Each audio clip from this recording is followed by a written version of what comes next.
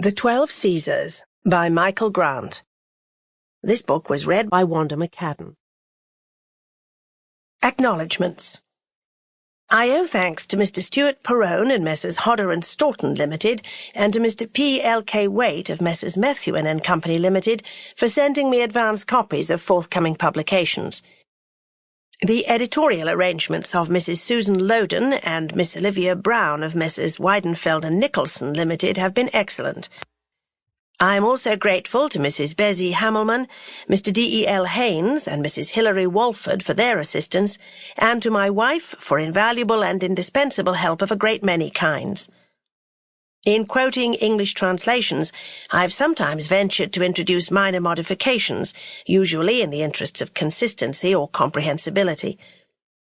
Acknowledgement is due to Robert Graves for permission to quote from his translation of the 12 Caesars by Suetonius, and to the Loeb Classical Library, Harvard University Press, William Heinemann, for permission to quote from the Loeb Suetonius I and II and Dio's Roman History. Introduction. The Significance and Strangeness of the Caesars.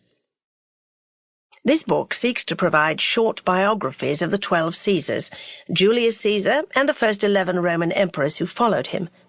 It therefore deals with the same period as Suetonius's Lives of the Caesars, De Vita Caesarum. In attempting to cover the same ground as he did, I am not, of course, prompted by any mad thought of equalling the Roman biographer, for how could one begin to equal a writer who continues to be marvellously readable after more than 18 centuries?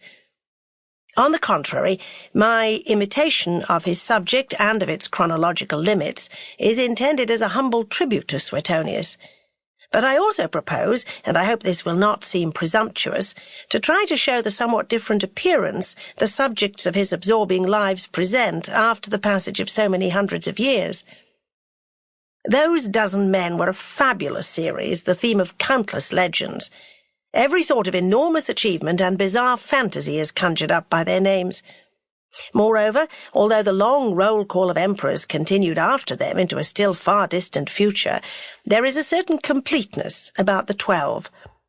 Suetonius himself felt this, since otherwise he could have gone on to write about the 3 later emperors he had known, or at least about 1 or 2 of them, since there were obvious difficulties in the way of describing the current occupant of the throne. But he gracefully renounced this endeavour in the final chapter of his final life, declaring that the last of the 12, Domitian, shortly before his death, dreamt that a golden hump grew out of his back, portending the upright, moderate rule of... Sample complete. Ready to continue?